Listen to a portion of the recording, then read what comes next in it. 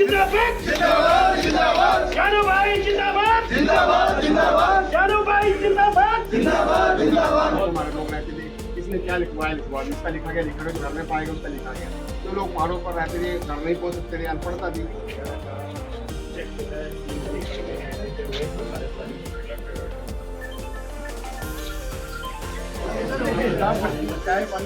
आप अगली बार आए सारे, इसकी फोटो एक आप लोग आगे आइए और आगे आके बढ़ चढ़ के आप प्रदेश के जो लोग हैं जिन्होंने अपना कुछ ना कुछ खोया है और कहीं ना कहीं सरकार को बहुत विशेष नुकसान हुआ है, बहुत बड़ा नुकसान हुआ है, उसके लिए आप लोग सारे आइए। जब भी कभी देश में या प्रदेश में नुकसान हुआ है तो सभी लोग आगे आए हैं बढ़ चढ़ के। और मुख्यतः जब भी हिमाचल प्रदेश के ऊपर कोई भी विपदा आई है तो हिमाचल तो सबसे पहले इकट्ठा हुआ है। देश में जहां पे भी हिमाचली रहता है उसकी आस्था हर हिमाचली के साथ है और सबसे पहले हिमाचल के लिए जो अपार प्यार एक हिमाचली के अंदर बसता है उसके लिए सब लोग बाहर निकल के आते हैं। और मुख्यमंत्री महोदय के आग्रह के ऊपर सारे लोग एकजुट हुए और आज हजारों लोग रोज बाहर निकलते हैं और मुख्यमंत्री महोदय को उनके राहत कोष में कुछ ना कुछ देते हैं। उसके तहत मैं शुक्रगुजार हूं हिमालयन गद्दी यूनियन का कि ये लोग यहाँ पे आए हैं और मेरे मार्फत इन्होंने मुख्यमंत्री महोदय को ये देने का निर्णय किया है।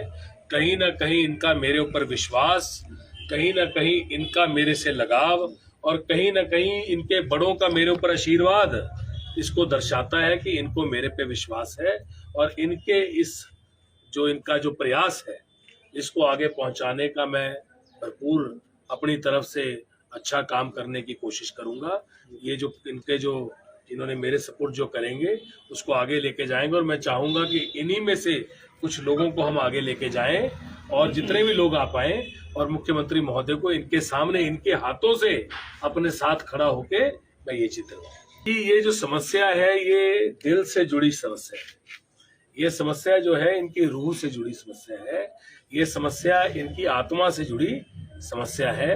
ये समस्या इनके आने वाले कल की समस्या है, इनकी आज की समस्या है और ये समस्या से ये लोग रोज जूझ रहे हैं। सबसे पहले तो ये एक ऐसी चीज है जब अस्तित्व की लड़ाई होती है, जब लड़ाई किसी के जीवन की होती है, उसके अपने अस्तित्व की होती है, उसके अपनी जिंदगी को वो कैसे जिएगा और किस तरह से कहलाएगा उसकी होती है। तो ये जो लड़ाई है ये बहुत ही ज्यादा रूट्स तक चली जाती है, आत्मा के अंदर उसका बहुत बड़ा वास रहता है। वो ज्यादातर लड़ाई ना तो पैसे के लिए, ना किसी आगे जीवन के लिए, ना इस परिकल्पना के अंदर जी जाती है कि मैं एक सुखद जीवन बिताऊंगा, जबकि वो लड़ाई जो है आध्यात्मिक बन जाती है, अस्तित्व की होती है। ये लोग जो है अपने अस्तित्व की लड़ाई की बात कर रहे हैं। सबसे पहले ये मेरे पास कुछ महीने पहले आए, इन्होंने मुझे ये बात समझाई।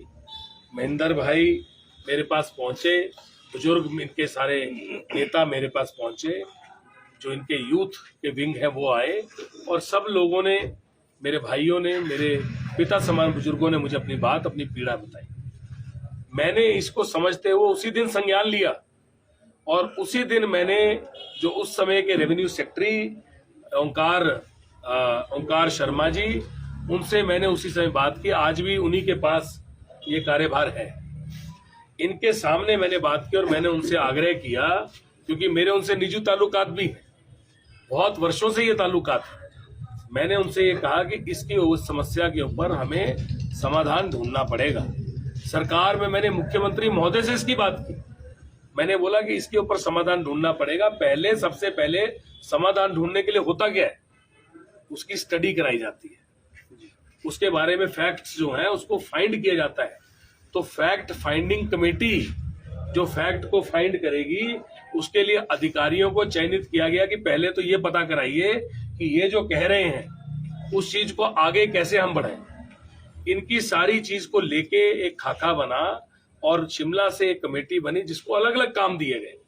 मैं उसको फैक्ट फाइंडिंग बोल रहा हूँ क्योंकि उसका काम ये भी है कि उसने असलियत को आगे लाना है कि क्या क्या उनको लगता है। अब फैक्ट फाइंडिंग कमेटी की रिपोर्ट आनी है। इनकी पीड़ा को समझ के ये लगता है, देखिए इसमें ये कहते हैं कि 85% लोग या 80% लोग या 75% लोग ये हैं जिन लोगों को ये स्टेटस नहीं मिला, ऐसा कहते हैं। मैं कहता हूं अगर 5% लोग भी हैं, मैं उसकी अलग चीज कहता हूं। मैं ये नहीं कहता 75% है, मैं कहता हूं अगर 5% भी है, अगर 2% भी है, अगर 1% भी है, तब भी उसको क्यों नहीं मिला। बड़ी जरूरी बात है कि अगर कोई किसी का हक है तो उसको मिलना चाहिए। जो आखिरी पंक्ति में आखिरी व्यक्ति बैठा है, जरूरी ये नहीं है कि उसको वोटों से तोला जाए, जरूरी ये भी नहीं है कि उसके कितने ज्यादा वो उसका जो है वॉल्यूम है उससे देखा जाए।